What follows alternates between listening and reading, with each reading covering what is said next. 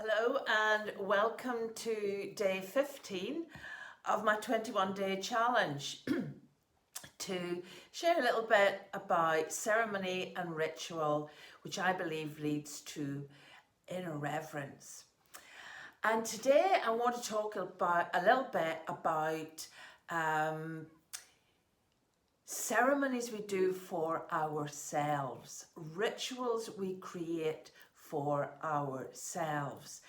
Now, previously I've talked about the importance of rituals and ceremonies to help us connect with our own inner knowing and intuition, with who we are and what we desire, with nature, just to give us that deeper sense of connection, not only with ourselves, but those around us as well. And the more we take time to do this, and we have this deeper connection with ourselves, then the deeper the connection with others in our lives. So what do we do for ourselves? Now, this is an interesting question. And how often do we actually light a candle for ourselves? How often do we offer ourselves to a healing circle? We may take time out, which is a diversion or a distraction. I mean, I do it all the time. I watch Netflix and I think that's time for me.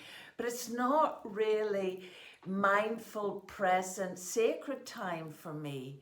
It's in allowing me to have a distraction that is in that moment very enjoyable and may well be needed.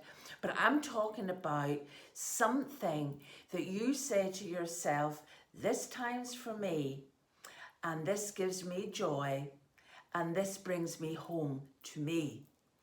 So the reason I'm especially talking about this today, because yesterday I woke up with an extremely painful hip. I went into the garden and sat down. I was so grumpy.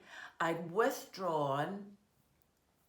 I was completely focused on the pain, and I was almost like unaware of my surroundings. Now, my surroundings when I go outside bring me the greatest joy.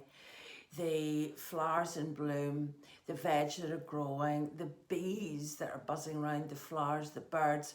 This time of year especially, there's so much abundance out there, but I was so inward and so focused on how horrible it was for me that I disconnected. So it really brought it home. Once I'd been aware of that and seen what I'd done, I was then able to connect with nature. I was able to relax. I could see the process I was going through that really wasn't going to help me. It only added to the pain. I was tensing up. I was separating myself from the joy in my life and connecting to the pain in my life. And therefore, I shifted that immediately, came back into mindfulness and presence and connected back with myself and asked myself, what do I need? And I needed a treatment. And what I did was I went and got the treatment. So here I am, if we're talking about inner reverence and taking care of ourselves and coming to a place of inner knowing and inner love and inner radiance. I went and got the treatment, came home and then thought, right, I need to do things. How often do we do this? We rest, we get a treatment like a massage, we go and do something that's just for us, and then we come back and we see that as something totally separate to like our home situation, our work situation, our family situation, our friends, whatever. And then we carry on regardless. And we go back into that doing mode, into that yang experience, where in fact, and this is where it comes back to the ceremony and the ritual, we should be continuing that into a place of receiving and giving to ourselves. And all I achieved in doing last night was making myself doubly grumpy by overwhelming myself, and was reminded when I went on a call of what I was doing. And that was so helpful because I needed to soften. I needed to take care of myself. All that was going to happen is that the treatment that I got was going to be of no value whatsoever if I carried on the way I was doing.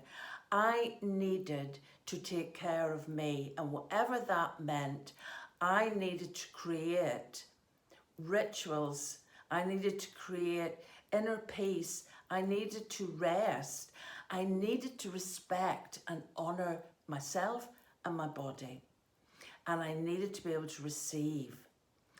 Now, this is a very good practice, receiving. A few weeks ago, in fact, a couple of months ago now, I did this practice before I even got out of bed. I would say, how can I receive today? What do I need to receive today? Teach me what it is to experience receiving. Allow me to receive.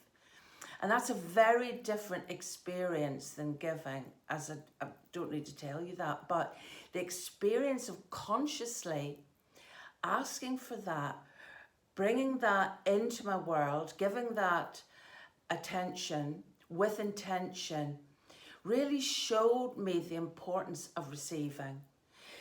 It showed me that if someone wants to give me something, why would I hurt them by dismissing that? Why would I not be able to receive that gift? Why would I refuse it by not actually bringing some awareness to the importance of being able to receive it for that other person? It's a two-way process. It's sacred reciprocity, this giving and taking, and it's out there in the world all the time. We see it reflected back.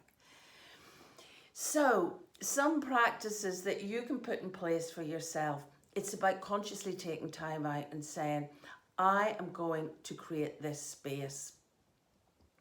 We often put things on our to-do list, and at the end of the day, the very things that we're going to do for ourselves are the things that dropped off. That bath that we were going to have, where we were going to put candles in and maybe nice essential oils. That bunch of flowers we were going to buy ourselves. Those few moments of meditation. That time we were going to take to just play some music and dance. We're going to journal. We're going to write about our day. We're going to start a new practice of writing down our dreams every morning. All these really special things that you wish to do for yourself, which you can create a habit around, a mindfulness around, and make it part of your ritual, so as that you feel good about yourself. You're serving yourself so as that you can serve others. So ceremony and ritual leading to inner reverence, inner honouring, so that we can honour those all outside of ourselves. Okay, thank you for listening once again, and thank you for sharing, and all the best to all of you. Bye now.